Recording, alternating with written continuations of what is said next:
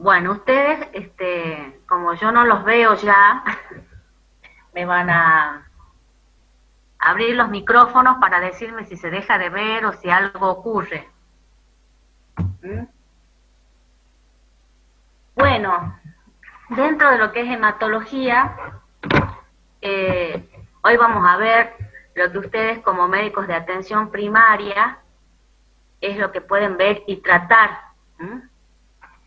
Y dentro de los trastornos en hematología, las anemias carenciales son un tema muy importante para ustedes en atención primaria. Entonces eso es lo que vamos a ver hoy.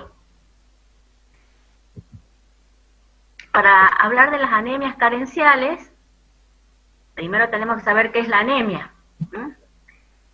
Nosotros decimos que hay anemia cuando hay una disminución de la masa eritrocitaria con disminución de los parámetros que miden a las células rojas, que son la hemoglobina y el hematocrito, que es lo que ustedes piden en los análisis complementarios, ¿no es cierto?, cuando están estudiando un paciente y se fijan cuál es el valor de hemoglobina y de hematocrito del paciente para ver si el paciente está anémico o no. Los valores normales en el hombre son de 13 gramos por decilitro, o sea, un valor menor a eso, vamos a decir, esta persona está anémica. En la mujer el valor normal es 12 gramos por decilitro, en el niño también, y en las embarazadas y niños de 6 meses a 5 años, el valor normal sería 11 gramos por decilitro. O sea que valores normales a esto, valores menores a esto, nos estarían hablando de una anemia.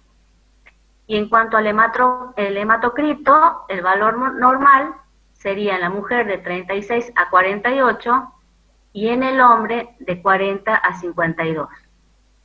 Y cuando ustedes ven el análisis, que es el estudio complementario que piden cuando piden un hemograma, los glóbulos rojos, la cantidad de glóbulos rojos por millón son de 4,2 a 5,1 en la mujer como un valor normal y de 4,5 a 5,9 en el hombre. Pero al margen de ver la cantidad de glóbulos rojos por millón, cuando ustedes leen los análisis clínicos, lo más importante de leer para diagnosticar una anemia, más que el número de glóbulos rojos, es la hemoglobina. ¿Cuál es el valor de hemoglobina? Eso nos va a marcar la anemia, la posible anemia. Y también se ve el volumen corpuscular medio, que varía entre 80 y 100 centilitros, y estos valores nos van a decir si la anemia que tiene mi paciente es macrocítica o microcítica. Si el valor es mayor a 100 centilitros, decimos anemia macrocítica. Si decimos que es menor a 80 centilitros, una anemia microcítica. Las anemias carenciales afectan frecuentemente a este volumen corpuscular medio y a las características morfológicas del glóbulo rojo. De acuerdo al tamaño del glóbulo rojo vamos a saber qué tipo de anemia es. Que cuando terminemos de ver la clase ya ustedes van a saber de qué se trata. ¿Y cómo las podemos clasificar a las anemias carenciales? En anemias ferropénicas, anemias por déficit de vitamina B12 y anemias por déficit de ácido fólico. Estamos viendo las anemias en donde está faltando ingrediente necesario para la formación del glóbulo rojo, por eso carenciales. ¿Cómo se forma el glóbulo rojo? Bueno, empezamos, si volvemos a fisiología, con una célula precursora o stem cell, que es una célula pluripotencial, que es la que va a dar lugar a la célula primordial mieloide, que se va a ir diferenciando para dar las plaquetas, los basófilos, los eosinófilos, los macrófagos, neutrófilos y al eritrocito. Y por otro lado, esa célula pluripotencial va a dar lugar a los precursores linfoides, que son los que van a dar lugar a todos los linfocitos, linfocito B, linfocito T y células killer.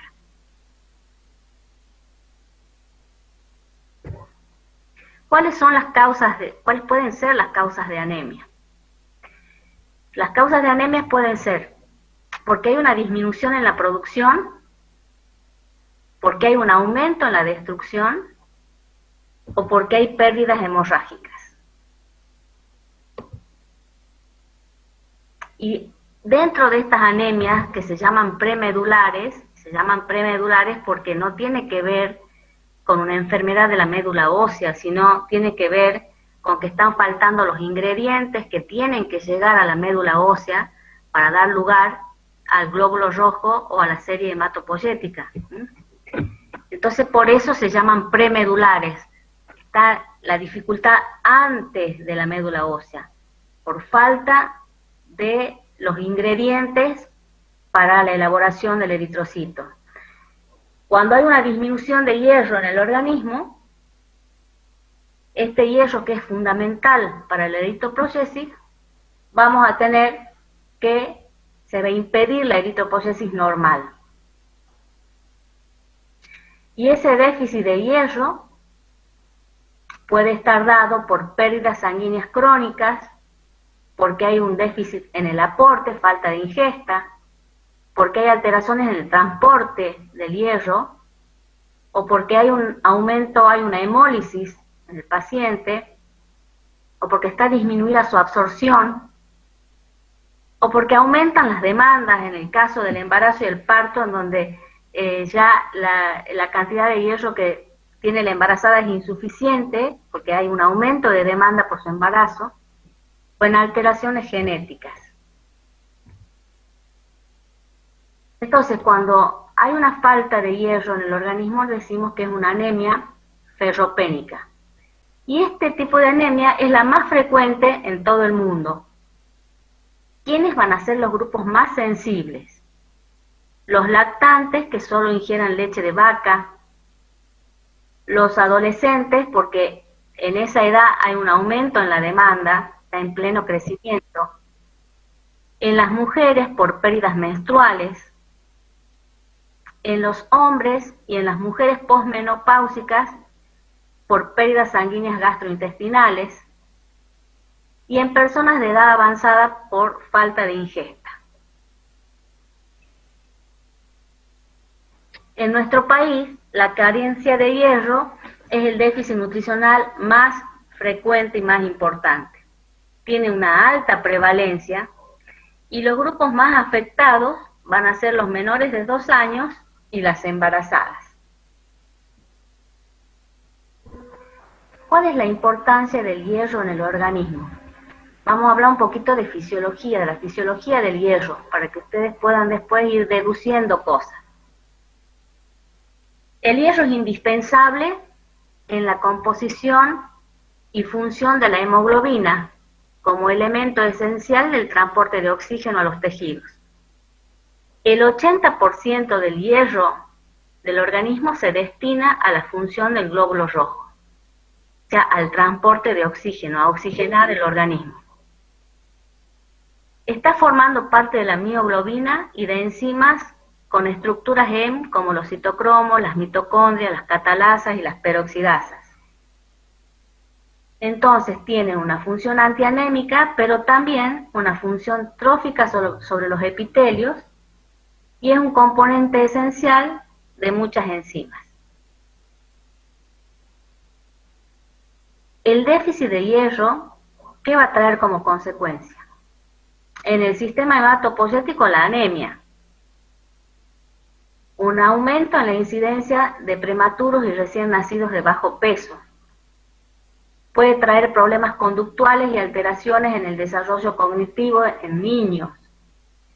Menor tolerancia al esfuerzo en adultos, porque miren, si no hay hierro, que es fundamental para la hemoglobina, que es la que va a llevar el oxígeno a los tejidos, una disminución de la fabricación del glóbulo rojo, una disminución de la hemoglobina, una disminución del transporte de oxígeno, nos va a traer como consecuencia el cansancio, la astenia, todos esos síntomas que tienen los pacientes anémicos, por falta de oxigenación. Atrofia cutánea también, debilidad unguial, lesión de las mucosas digestivas del aparato gastrointestinal superior. Entonces, todos los síntomas que vamos a tener es por déficit de oxígeno, dificultad para respirar, dolor de cabeza, mareo, palidez porque hay una disminución en la fabricación también del glóbulo rojo, dolor en el pecho, a los mínimos esfuerzos pueden hacer anginas por falta de oxigenación, frío en las manos y en los pies. Y pueden presentarse también síntomas neurológicos, como acúfenos, cefaleas, hipotomas, mareos. Los síntomas aparecen cuando la hemoglobina está por debajo de 8 a 9 gramos por decilitro. Por arriba de esos niveles, por ahí no te das cuenta que estás anémico, pero por debajo de estos niveles ya empiezan a aparecer estos síntomas. En las embarazadas, ¿qué puede provocar ese déficit de hierro? Puede provocar un aumento del riesgo de mortalidad de la madre posparto en caso de que presente una anemia severa, aumento del riesgo de prematuros, retardo del crecimiento fetal, cansancio y apatía.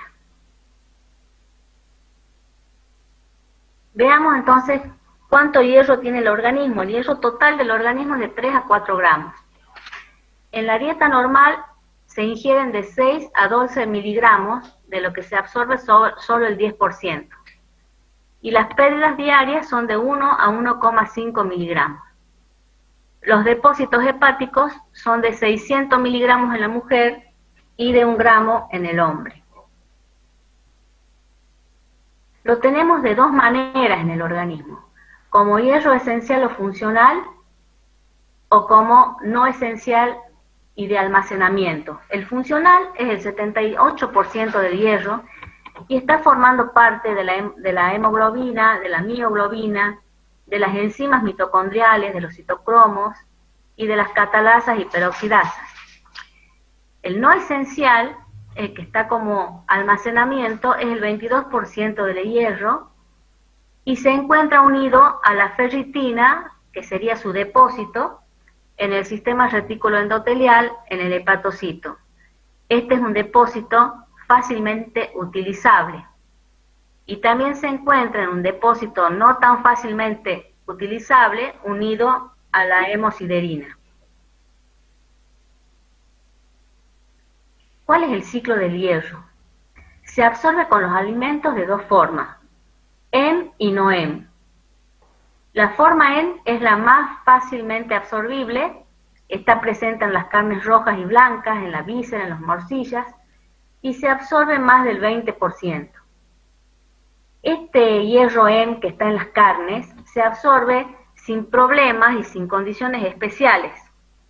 En cambio, el no en, que es un hierro inorgánico y que es abundante en los vegetales, en la leche, en el huevo, se absorbe del 1 al 8%, y este tipo de hierro no es, sí necesita condiciones especiales para absorberse en el estómago, y dependiendo de esas condiciones se absorbe o no se absorbe.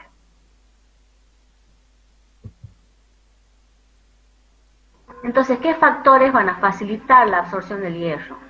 La acidez gástrica, la vitamina C, los ácidos orgánicos, la presencia de tejidos animales, sea la carne, sea la propia acidez gástrica.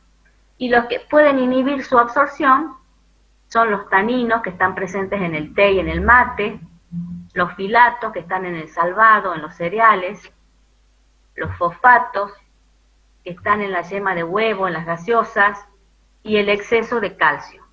Esto es muy importante porque a la hora que ustedes indiquen un tratamiento con hierro, le tienen que dar al paciente todas las indicaciones precisas de cuándo lo tienen que tomar, con qué tienen que evitar ingerirlo porque puede disminuir su absorción, o con qué es mejor tomarlo para que favorezca su absorción. Esto es muy importante a la hora de la docencia de ustedes en la indicación médica. Entonces, el hierro se absorbe en el duodeno y en la primera porción del yeyuno. En el plasma es transportado por la transferrina. Ese complejo hierro-transferrina ingresa a la célula y dentro de la célula va a liberar el hierro, que el 80% es utilizado por los glóbulos rojos y el resto va a estar como depósito en el sistema retículo endotelial y en el hepatocito asociado a la ferritina. Acá tenemos un dibujito en donde nos muestra un poco más preciso hacia dónde va el hierro. Nosotros ingerimos de 10 a 20 miligramos, se absorbe de esos 10 a 20 que ingerimos con las comidas, se absorben 1 o 2 miligramos por día.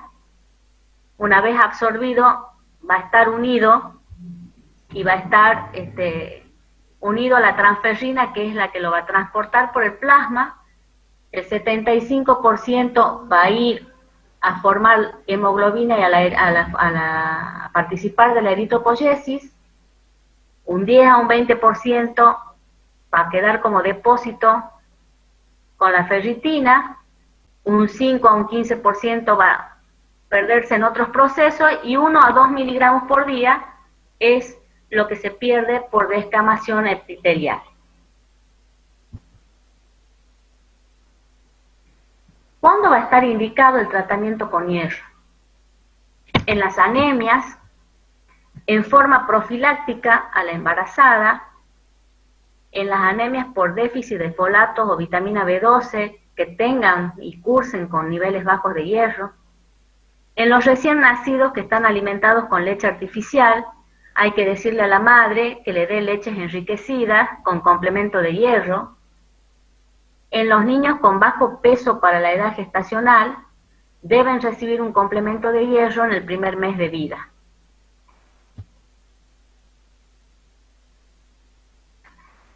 ¿Cómo hacemos la prevención y el tratamiento? Ustedes se acuerdan de la básica que decíamos cuando hablábamos de terapéutica, que la ideal era la prevención, la terapéutica preventiva. Bueno, ¿cómo podemos prevenir una anemia? Haciendo docencia con los pacientes, ¿no es cierto? Modificando la dieta, aumentando el consumo de hierro, o sea, todos los alimentos que contengan hierro y sus facilitadores de absorción, disminuyendo los que inhiben la absorción. Y esto implica una educación alimentaria que ustedes le tienen que explicar al paciente. Si comen carnes, no hay problema, pero si lo están ingiriendo con verduras, cuando no es carne lo que se ingiere, sino las verduras, entonces ahí tenemos que tener cuidado de que no se consuma junto con todo lo que habíamos nombrado recién, que producen, que disminuyen la acidez gástrica e impiden su absorción. Entonces, podemos sugerir los alimentos que vienen fortificados con hierro, como la leche, los cereales y las harinas, y cuando la prevención cuando ya está instalada una anemia y ya no podemos hacer prevención, la suplementación dando hierro farmacológico. Entonces, ¿qué alimentos tienen alto contenido de hierro? El hierro Hem, que se absorbe del 10 al 30%, habíamos dicho que estaba en las carnes, el riñón, el hígado, carnes rojas, morcilla. Estos no tienen tanto problema en absorberse. El hierro no Hem, que se absorbe el 5%, que está en la yema de huevo, en los cereales fortificados, en la leche, el yogur, los postres, las legumbres. Esto sí tenemos que tener cuidado con la acidez del estómago y con quién darlos con facilitadores de la absorción. O lejos de las comidas, ¿cierto? En general se los da una hora antes de las comidas al hierro oral, justamente para aprovechar la acidez gástrica y evitar cualquier interacción alimentaria. ¿cuáles serían las medidas de prevención? En los menores de 2 años hay que promover la lactancia materna, exclusivamente lactancia materna, sin mamaderas de por medio hasta los 6 meses. Al momento del nacimiento, ligar el cordón umbilical cuando deja de latir.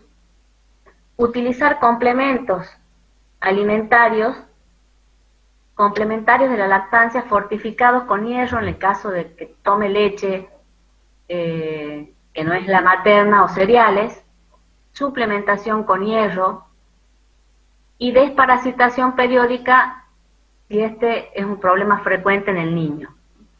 Y en las embarazadas se previene suplementando a la embarazada con hierro y folatos, instando a que coma alimentos fortificados, diversificando la dieta, contándole cuáles son los alimentos que contienen hierro, mejorar las condiciones sanitarias y de higiene, y también desparasitación si esto es un problema de la embarazada. ¿Cuáles serían los objetivos terapéuticos? Cuando ustedes hablan de terapéutica razonada, uno de los puntos era cuál era el objetivo, plantear el objetivo terapéutico. Primero que nada, nosotros deberíamos tratar de prevenir la anemia. Pero si la anemia ya está instalada, bueno, tenemos que corregir la anemia. Pero en una anemia instalada, en donde nosotros corregimos la anemia, no es suficiente corregirla, sino que después tenemos que seguir con un tratamiento para reponer los depósitos corporales a valores normales. Entonces, se dan sales de hierro, en especial el sulfato o el succinato, que tienen muy buena absorción cuando se los administra por vía oral. La biodisponibilidad del hierro es afectada por el tipo de preparado farmacéutico, la interacción con otros fármacos y determinados alimentos, que es lo que veníamos hablando. ¿Cuáles son los fármacos que están utilizados en las anemias ferropénicas? Tenemos los preparados orales y los parenterales. En general se prefieren los preparados orales. A los parenterales vamos cuando hay alguna dificultad para que se cumpla un tratamiento oral. Cuando hacemos un tratamiento con hierro, lo que nos tenemos que fijar es la cantidad de hierro elemental que trae el preparado. Las sales de sulfato o fumarato ferroso, que vienen de 300 a 500 miligramos, estos miligramos corresponden a 60 y 100 miligramos de hierro elemental. El hierro polimaltosato tiene 100 miligramos de hierro elemental. El hierro diglicinato, que es un nuevo preparado, tiene 40 miligramos de hierro elemental, 2 miligramos de ácido fólico, 0,5 de vitamina B12 y 60 de vitamina C. Tiene una mejor absorción, se absorbe bien aún con las comidas, tiene menos efectos colaterales y se lo tiene que administrar 1 hora antes de comer. En general, al hierro por vía oral, decimos 1 hora antes de comer para aprovechar la acidez gástrica y favorecer su absorción. La dosis de hierro va a ser de 100 a 200 miligramos por día en el adulto y de 3 miligramos por kilo en el niño. El hierro diglicinato, 40 miligramos por día. Siempre se prefiere la administración oral y repartirla a la dosis en 3 tomas para una mejor tolerancia y lejos de la comida. Ya volvemos a repetir, 1 hora antes de las comidas para aprovechar la acidez del estómago que favorece la absorción. El hierro es un medicamento que es bastante mal tolerado por los pacientes, por eso es que se trata de dividir la dosis en 3 tomas para que lo toleren un poco mejor. Y bueno, como decíamos, una vez que corregimos la anemia, que lo vamos a lograr entre 8 y 12 semanas, tenemos que continuar con el tratamiento durante 3 a 6 meses más para reponer los depósitos. Entonces acuérdense que una vez que los valores vuelven a la normalidad, no me tengo que quedar contenta y quedarme ahí, sino que tengo que seguir el tratamiento 3 a 6 meses para que se repongan los depósitos de hierro. ¿Cuándo vamos a indicar la vía parenteral? Cuando haya intolerancia a la vía oral, cuando haya imposibilidad de cumplir con las indicaciones, en enfermedades gastrointestinales como úlceras o colitis ulcerosa, cuando haya pérdida de sangre incontrolable, en hemorragias digestiva alta, en tratamientos concomitantes con eritropoyetina, en síndromes de mala absorción. La vía parenteral tiene el riesgo de provocar hemosiderosis, que es una sobrecarga de hierro. ¿Qué preparados tenemos? Para la vía oral, sales ferrosa, como el sulfato ferroso, gluconato ferroso, succinato, fumarato ferroso. Hay que evitar los que tienen cubierta entérica de liberación prolongada y asociada con vitamina B12 o ácido fólico. Por vía parenteral pueden ser intramuscular o endovenosa. La intramuscular tenemos el hierro sorbitol y el polimaltosato, que tienen una lenta respuesta al tratamiento. Vienen ampollas de 2 mililitros y cada ampolla tiene 100 miligramos de hierro. Y la vía endovenosa tenemos el gluconato de hierro sacarosa, que trae menos adversos, da menos anafilaxia que el dextrano, porque el dextrano tiene una respuesta rápida al tratamiento, pero tiene mucha frecuencia de dar anafilaxia. ¿Cómo calculamos la dosis parenteral? Acá tienen la formulita para aplicar, que una de las preguntas que ustedes tienen en la ficha de cuestionario, tienen que aplicar esta formulita, que es 15 menos la hemoglobina del paciente por el peso en kilos y por 3.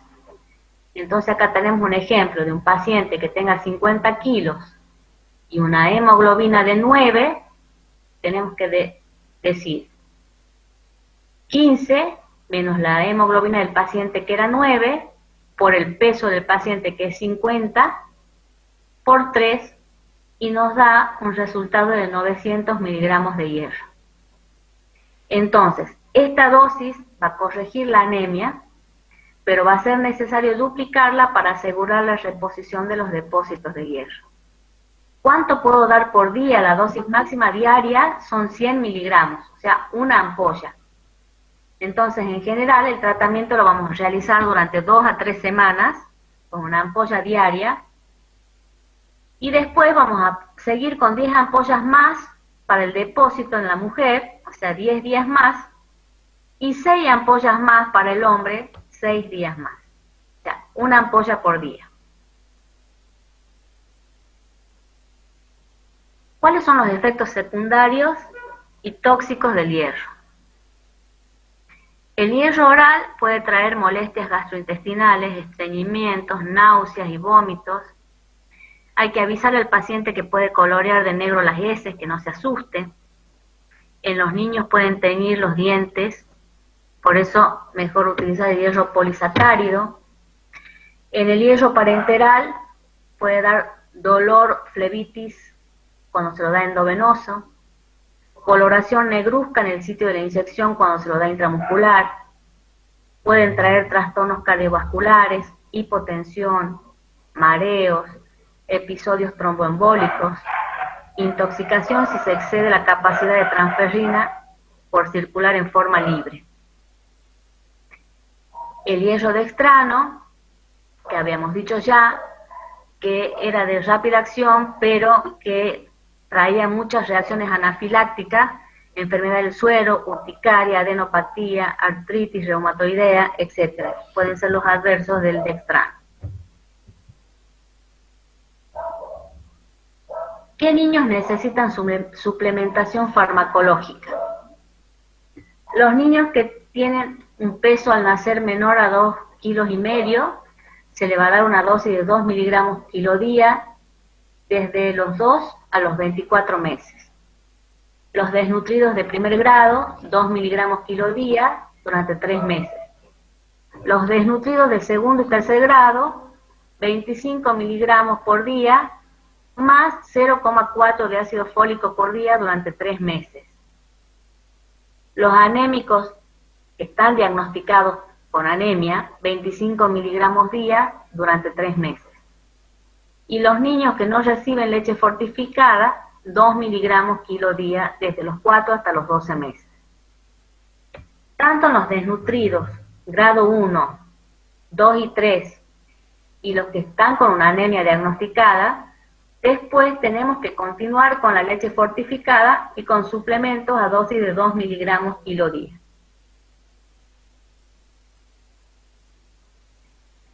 ¿Cómo hacemos prevención y tratamiento de la anemia en las embarazadas? Estamos hablando de los dos grupos etarios que hemos dicho que son los más frecuentes de padecer este tipo de anemia, los que mayor incidencia de anemia tienen.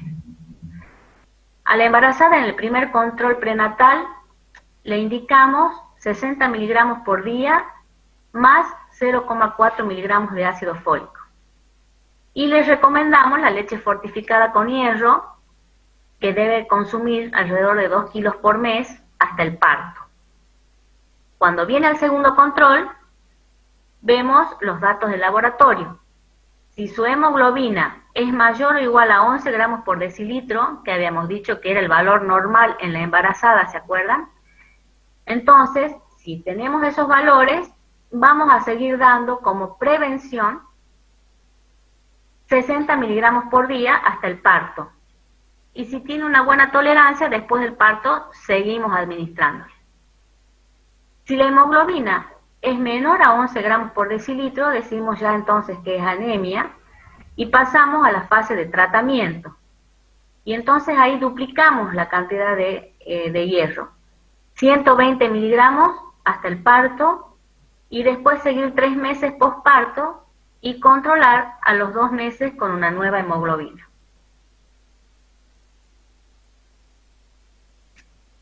Otro tipo de anemia carencial premedular es la megaloblástica, que es por déficit de ácido fólico, que es la vitamina B9, o de vitamina B12.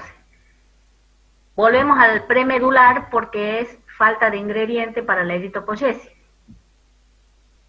Estas dos vitaminas, el ácido fólico y la vitamina B12, son necesarios para la síntesis de ADN. Entonces, esta anemia muchas veces se acompaña con leucopenia y trombocitopenia. ¿Se acuerdan cuando veíamos al principio que de la célula madre venían a diferenciarse las células que iban a dar lugar a las plaquetas, a los linfocitos, a los leucocitos y a los eritrocitos? Bueno, esta anemia, el déficit de estos dos componentes no solo va a dar como consecuencia una disminución de los glóbulos rojos, sino una leucopenia y una trombocitopenia. Las células normales a la izquierda y las células con anemia megaloblástica, macrocíticas, a la derecha. Son células más grandes. Entonces, recordar que la anemia megaloblástica va a traer como consecuencia no solo la anemia, sino la leucopenia y la trombocitopenia.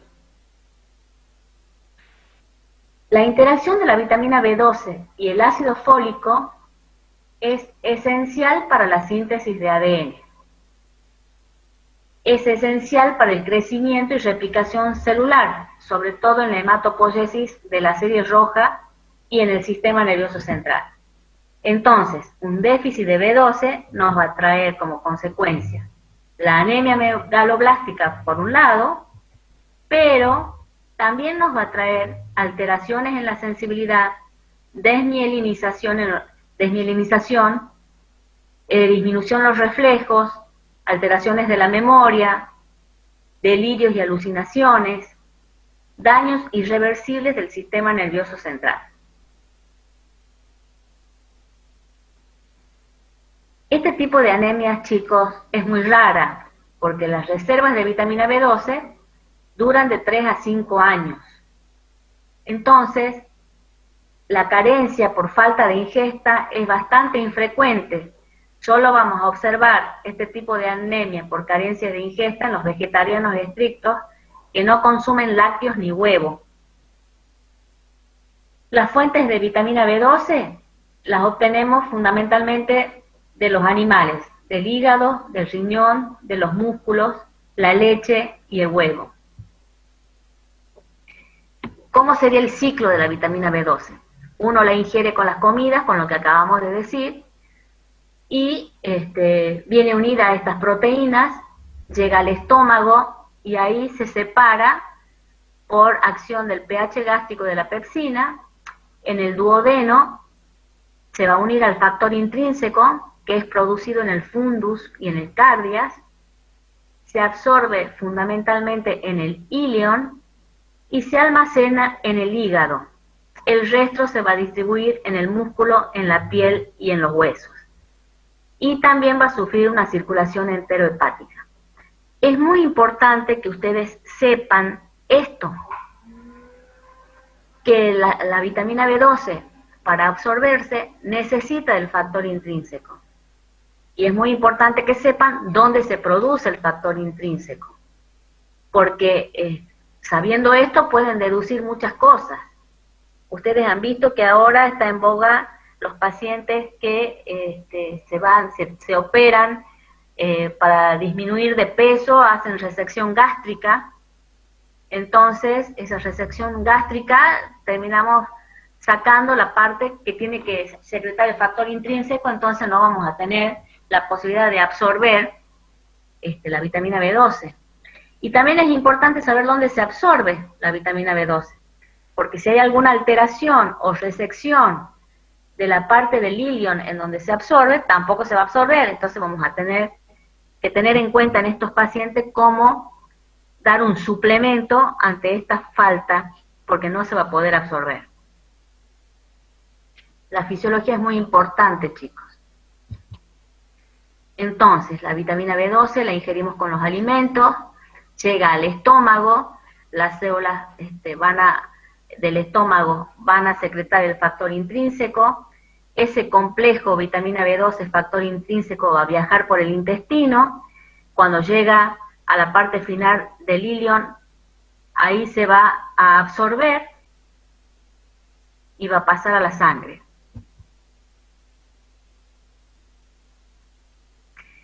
Entonces, si es muy raro que sea por déficit de ingesta, ¿por qué otro déficit puede haber de vitamina B12? La causa más frecuente es la anemia perniciosa, cuya etiología es la ausencia de producción de factor intrínseco. Es una enfermedad con alteración genética. El paciente no produce factor intrínseco, entonces no tiene con quién unirse para ser absorbida. La edad promedio del diagnóstico de esta enfermedad son los 60 años. La incidencia aumenta con la edad y es más frecuente esta patología en mujeres. Otra causa de déficit de B12 es por mala absorción en enfermedades del ilion, como por ejemplo la enfermedad de Crohn, o el espruno tropical, la enfermedad celíaca. ¿Cómo se excreta? Se elimina menos del 0,1% de los depósitos totales diariamente. Imagínense cuánta reserva tenemos, un montón. Por esa razón, aunque la ingesta de B12 fuera anual, se necesitaría de 3 a 6 años para que se manifieste la deficiencia. O sea que es muy infrecuente la deficiencia de B12 por falta de ingesta. Tenemos depósitos por mucho tiempo y eliminamos muy poquito diariamente. ¿Cuándo hay indicación de vitamina B12? En las resecciones gástricas, que es lo que decíamos recién.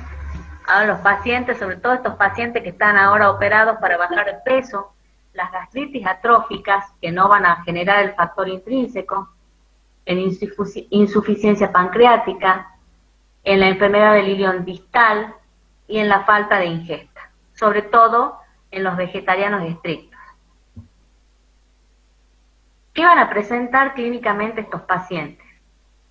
una palidez ictérica por eritropoyesis ineficaz y por hemólisis intramedular, por eso la ictericia. Un síndrome anémico severo de instalación lenta.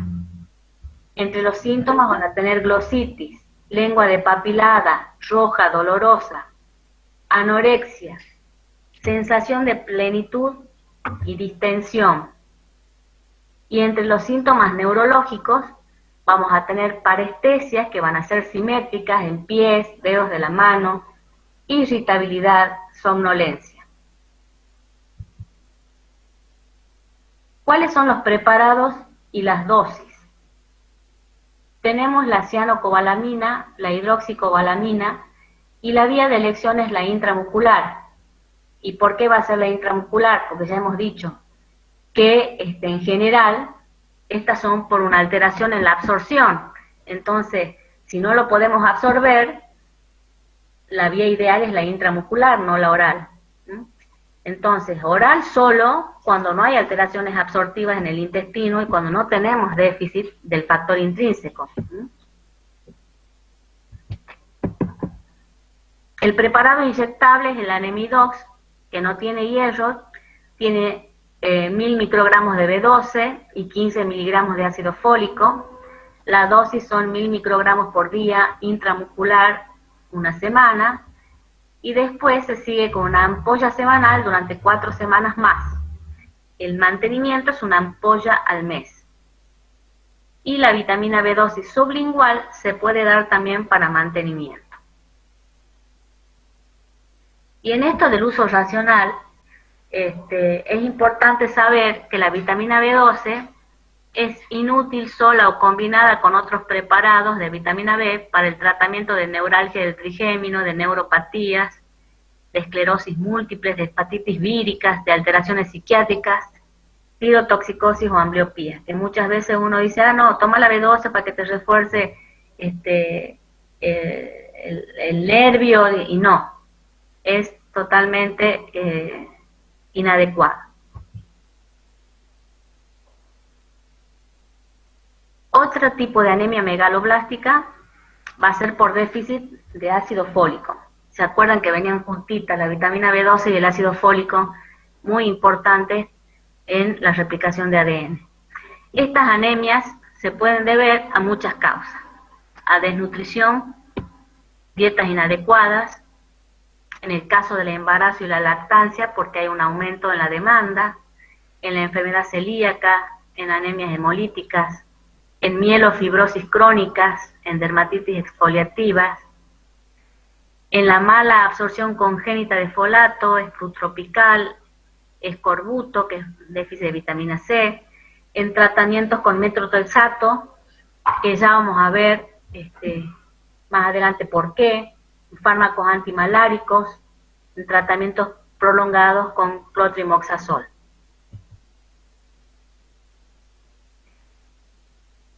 Bueno, el folato o vitamina B9 ayuda en la producción de los glóbulos rojos y en la síntesis de ADN. Trabaja asociado a la vitamina B12 y a la vitamina C para ayudar al cuerpo a digerir y utilizar las proteínas. En cuanto a las características farmacocinéticas, los folatos se absorben en el duodeno y en el yeyuno, entran por transporte activo a la célula, sufren una circulación enterohepática y se eliminan por orina.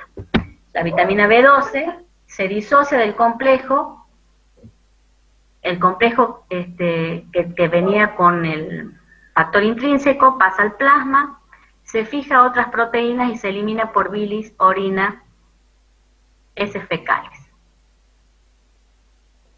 ¿Dónde vamos a encontrar ácido fólico?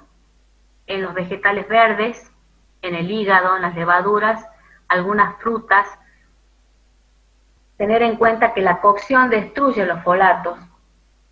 Los requerimientos en el adulto normal son de 50 microgramos por día y los depósitos corporales son de 5 miligramos y se agotan en 2 a 4 meses.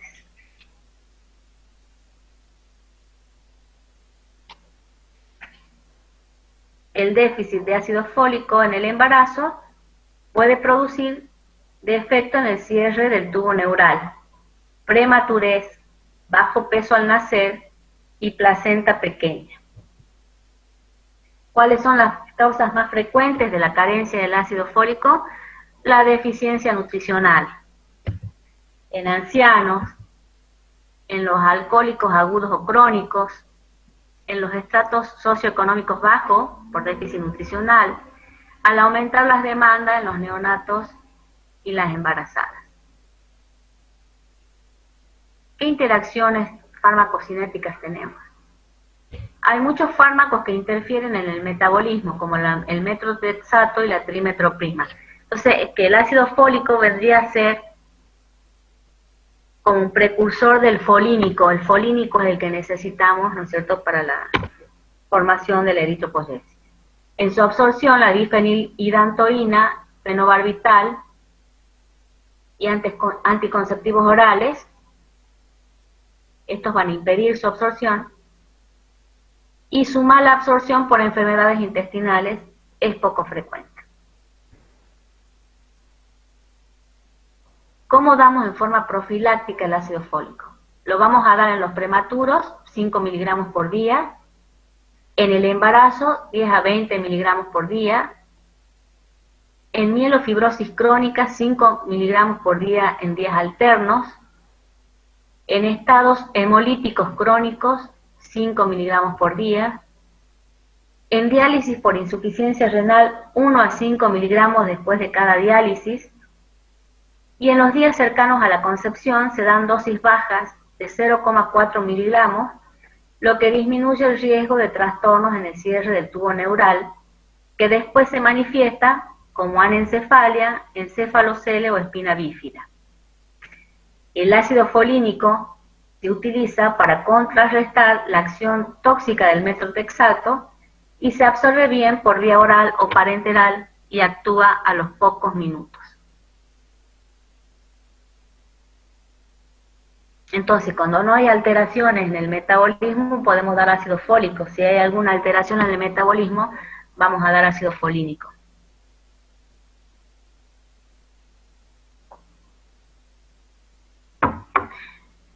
El tratamiento. Por vía oral vienen preparados que traen de 1, 5 y 10 miligramos. Se da 5 miligramos por día 3 o 4 meses, cuando es un tratamiento por déficit de ácido fólico. Y si lo queremos dar en forma preventiva, 1 miligramo por día. Hay una respuesta rápida al tratamiento y la mejoría se ve a los 3 o 4 días. El ácido folínico tiene como nombre comercial la leucovorina, no sé si ustedes lo habrán escuchado nombrar, que es un fármaco que se administra después del metrotexato, que es parte del esquema de quimioterapia. Entonces, cuando hay un esquema quimioterápico, se da metrotexato y también leucovorina, que adquiere la función de protector de la médula ósea y de las células del efecto gastrointestinal que produce el metrotexato. Por eso, el ácido folínico permite que algo de síntesis de purina y pirimidina pueda llevarse a cabo en presencia de la inhibición de la enzima dihidrofolato reductasa, permitiendo los procesos de replicación normal de ADN y de transcripción de ARN mensajero. Es utilizado para disminuir el efecto tóxico de las altas dosis de antibióticos inhibidores de la dihidrofolato reductasa, como la trimetroprima y la pirimetamina. Que esta sería la enzima que tendría que pasar de ácido fólico a folínico. ¿Qué otras indicaciones tiene? En el déficit nutricional en los ancianos, en los pacientes alcohólicos, asociados a déficit de vitamina C. La vitamina C es necesaria para la reducción del ácido fólico a folínico. En la desnutrición generalizada, como el kwashiorkor. En los fármacos, cuando el paciente está tomando fármacos antifolatos como anticonvulsivantes, tetraciclinas o citostáticos. En enzimopatías de la vía metabólica del folato y en las infecciones crónicas. Nunca debe iniciarse la administración de ácido fólico sin descartar primero una carencia de vitamina B12. Esto es muy importante que tengan en cuenta porque antes de hacer este tratamiento tenemos que ver que los valores de vitamina B12 sean normales, porque si no, podemos corregir el déficit de ácido fólico, pero al comernos el déficit o carencia de B12, va a causar una remisión parcial o transitoria de las manifestaciones hematológicas, megaloblásticas, y van a enmascarar la verdadera enfermedad, que es la falta de B12, y esto se va a manifestar por lesiones neurológicas progresivas e irreversibles en el sistema nervioso. Acuérdense que ambas son muy importantes y la B12 es muy importante para los procesos en el sistema nervioso. Entonces, siempre cuando hagan tratamiento por déficit de ácido fólico, hay que corroborar que los valores de vitamina B12 sean normales. Bueno, hasta acá, chicos, son las anemias carenciales, que en realidad esta sería la parte más importante de la clase, en el punto que es lo que ustedes tienen que saber como médicos de atención primaria para poder diagnosticar y hacer los tratamientos en un CAPS o en los consultorios externos de atención primaria. Pero ahora vamos a ver la fisiofarmacología de la eritropoyetina, que es importante que la conozcan. Si bien es más del uso del especialista, no va a ser tan del uso del médico de atención primaria, sino más bien del especialista, pero es importante que ustedes la conozcan. ¿Qué es la eritropoyetina? La eritropoyetina es una glicoproteína que está elaborada, el 90% se elabora en el riñón y un 10% en el hígado y un pequeño porcentaje en los macrófagos. La eritropoyesis, que es la formación del glóbulo rojo, ustedes saben que se produce en la médula ósea, y esta producción está regulada por la eritropoyetina, la que vamos a llamar EPO. Esta eritropoyetina lo que va a hacer es activar a los proeritoblastos, estimular su síntesis hasta llegar a eritrocitos. Entonces teníamos la célula madre, que era la stem cell o célula pluripotencial, que va a dar lugar a la serie hematopoyética de los leucocitos, eritrocitos, plaquetas, y a la serie de los linfocitos, si se acuerdan de la primera diapositiva. En este caso, siguiendo la serie de la eritropoyesis, la fabricación del glóbulo rojo, vamos a tener que esta célula madre va a dar otra célula precursora del eritrocito, que es el proeritroblasto, que va a madurar a eritroblasto, a normoblasto, a reticulocito y por fin a eritrocito. Este proceso de fabricación de eritrocito va a llevar de 5 a 7 días. Y la que regula esta eritropoyesis es esta hormona que se llama eritropoyetina. ¿Qué va a estimular la secreción de eritropoyetina? La disminución de oxígeno. Esa disminución de oxígeno va a estimular a las células peritubulares del riñón, que son las encargadas de secretar la eritropoyetina. Al ser estimuladas estas células por transcripción de genes generados por esa hipoxia, se secreta eritropoyetina, que va a actuar en su receptor de eritropoyetina, que es una proteína de transmembrana. ¿Qué hormonas pueden inhibir la síntesis de eritropoyetina? Los estrógenos, el factor de necrosis tumoral alfa, la interleuquina 1, el interferón gamma. ¿Qué va a estimular la síntesis?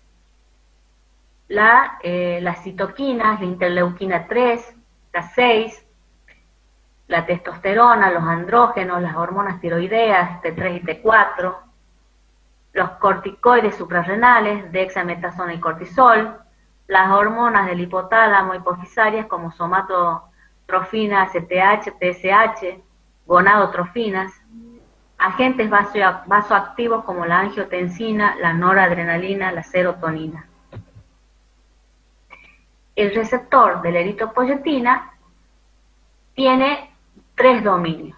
Uno extracelular, que es el que se va a unir a la EPO, una fracción transmembrana y otra intracelular.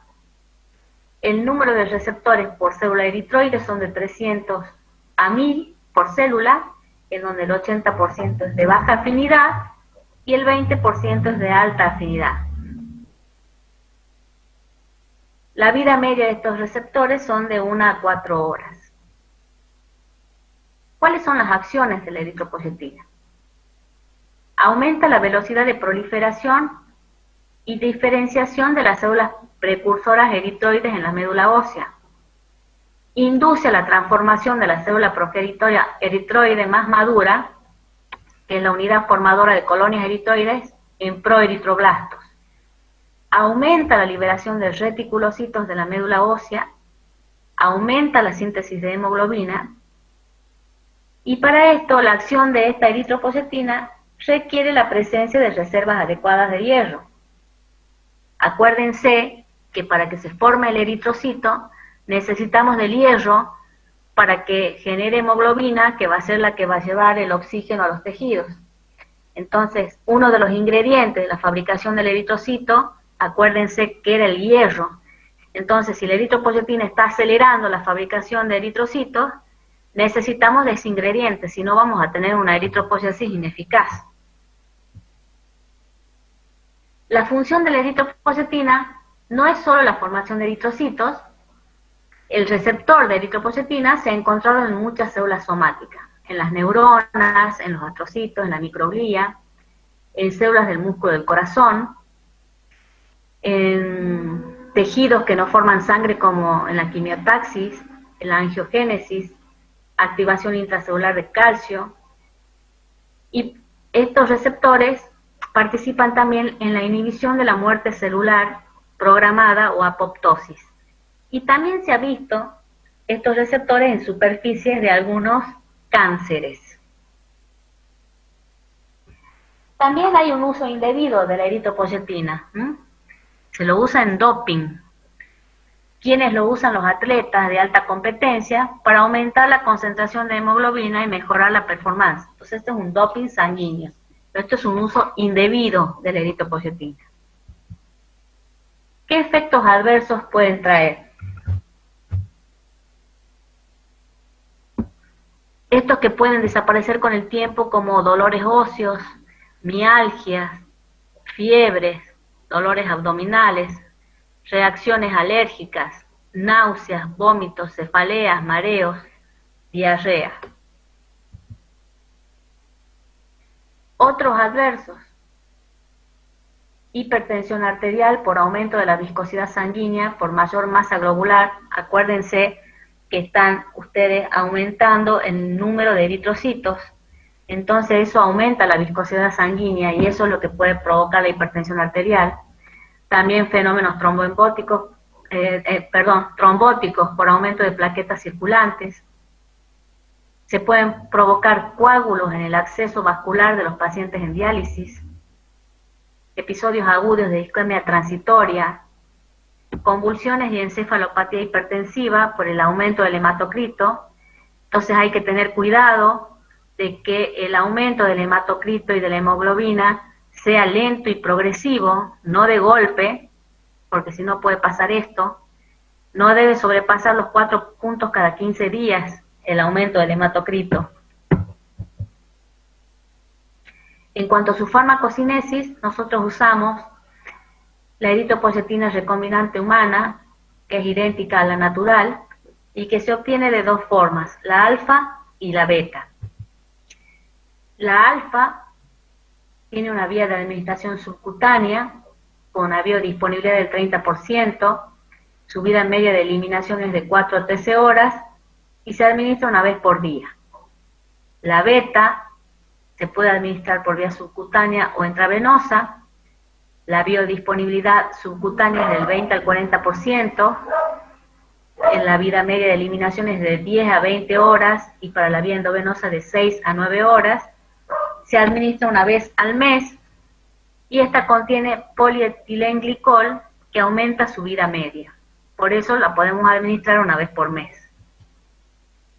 Y hay otra forma que es la darbepoyetina, que está modificada genéticamente, se administra una vez por semana y que se la indica solo en anemias por nefropatías.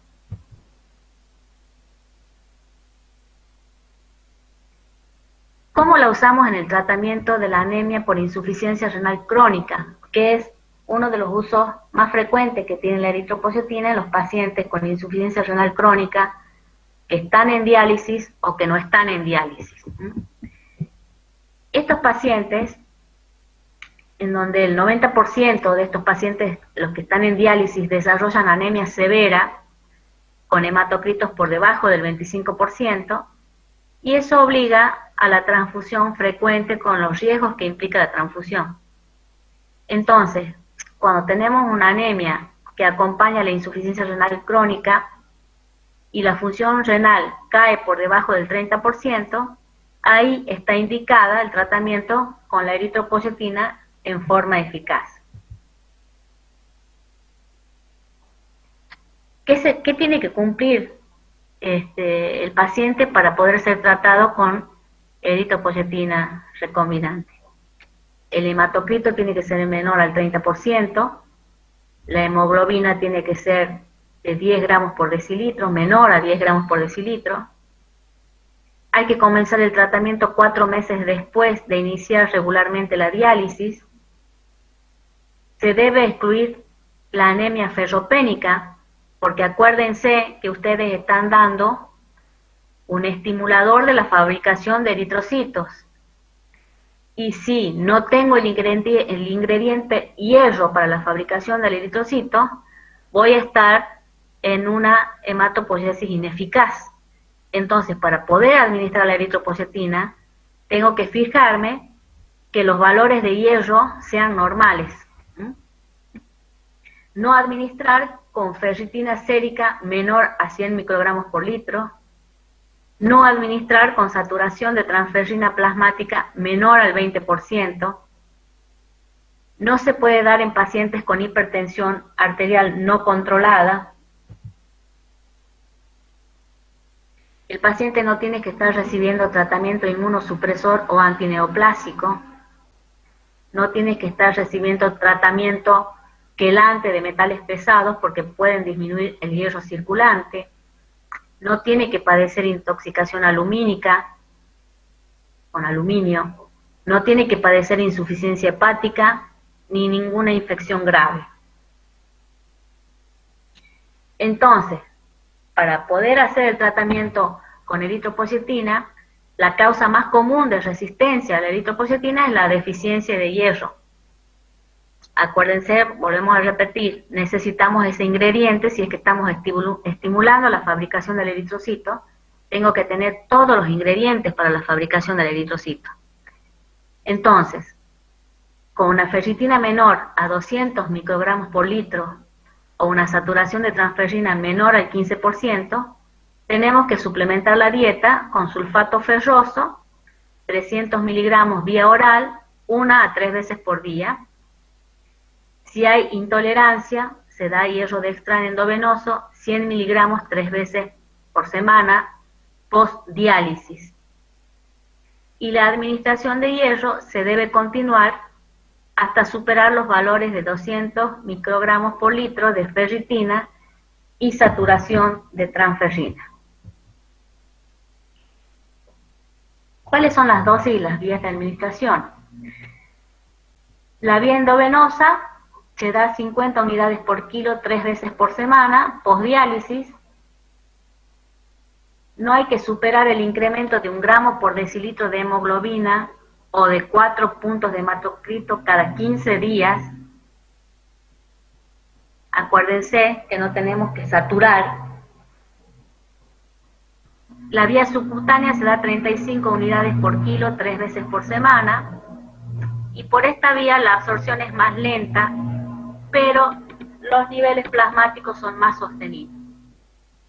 Y una vez que hemos alcanzado un hematocrito del 30-33% o valores de 10 a 11 gramos por decilitro de hemoglobina, se debe fijar la dosis de mantenimiento, que va a depender de cada paciente.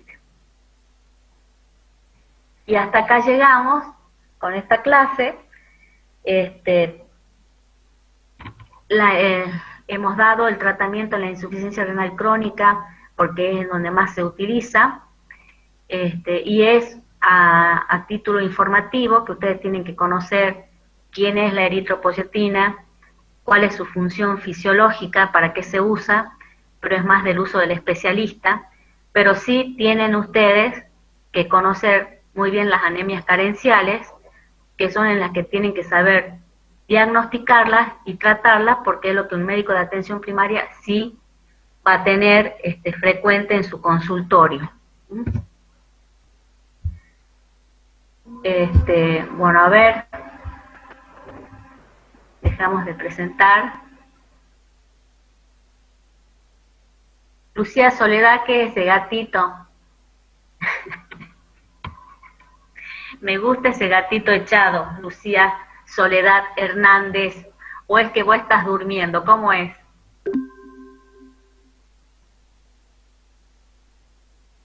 Disculpe, la cámara mía no sé por qué proyecta esa imagen, no la puedo sacar. Me encanta, porque yo tengo muchos gatos, así que la verdad que me enternece y me encanta la figura. Pero claro, también puede ser que el gato esté durmiendo, o sea que la Lucía esté durmiendo, pero está despierta la Lucía. Está Sí, bien. estoy despierta. Bueno, chicos, ¿han entendido la clase? Sí, Sí. doctora. Sí, Doc. Bueno, me parece que las carenciales, que es lo que más me importa, está bastante completa, y tienen ahí la ficha para contestar. ¿Ustedes ya habían leído esto antes de la clase de hoy o no? Porque lo tienen al Power en el aula. Sí, está El Power, doctor. ¿Lo habían leído antes de la clase? Sí, yo había pegado Sí. una vista antes. Bueno, ya estaba claro, ¿no es cierto? Sí, está muy claro. Tengo una consulta, doctora. Usted dice que dice que una hora antes de las comidas se debe administrar el hierro.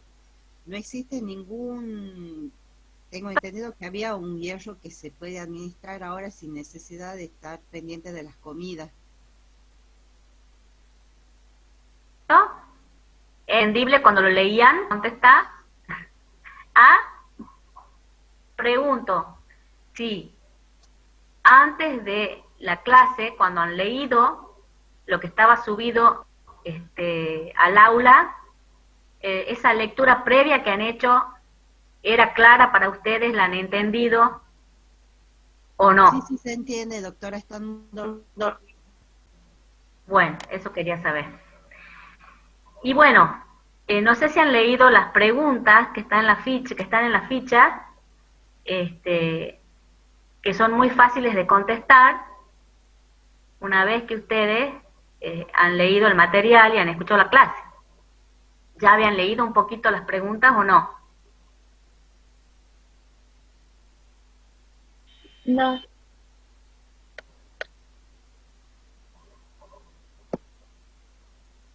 Bueno, ¿quieren ir leyendo las preguntas a ver cómo se contestan o no? ¿O prefieren primero estudiar ustedes el tema y después tratar de contestar la ficha?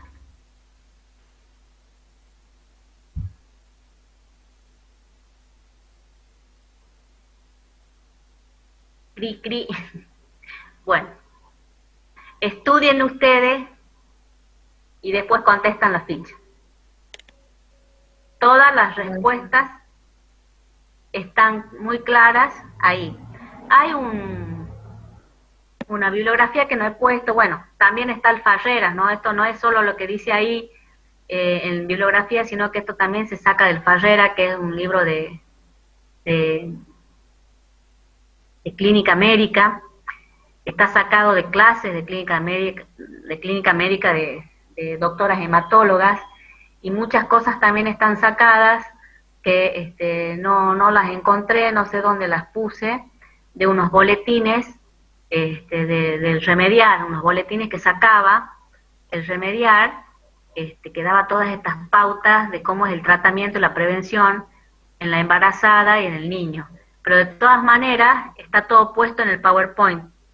Pero bueno, es parte de la bibliografía que no está puesta, por eso les decía que de los libros que están descritos ahí, también el Farreras y la clase, porque la clase tiene cosas de estos boletines Remediar que no he encontrado para subirles el material.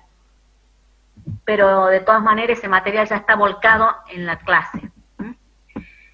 Así que bueno, me alegro que hayan entendido, que haya estado claro, que les haya gustado, y bueno, ya no nos volvemos a ver nosotros, es la única clase que tengo con ustedes.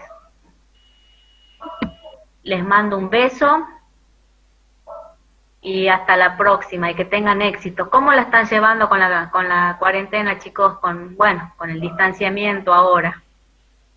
Más o menos. Más o menos. Más o menos, así es. Hay que Doctora, disculpe, quería preguntarle básicamente de los parciales, porque escuchando las dosis también que da, que están actualizadas, porque yo me acuerdo de la vieja cartilla, en el parcial de fármaco, ¿cómo sería? ¿Usted tiene idea? No tengo idea cómo va a ser, pero si se hace un parcial, cada uno que ha dado la clase es el que genera las preguntas. Entonces, las preguntas de hematología las tendría que elaborar yo, darlas yo para que formen parte del parcial, y tienen que ser acordes a la clase que he dado, ¿me entienden? Entonces, no pueden tener preguntas de algo que yo no he dado.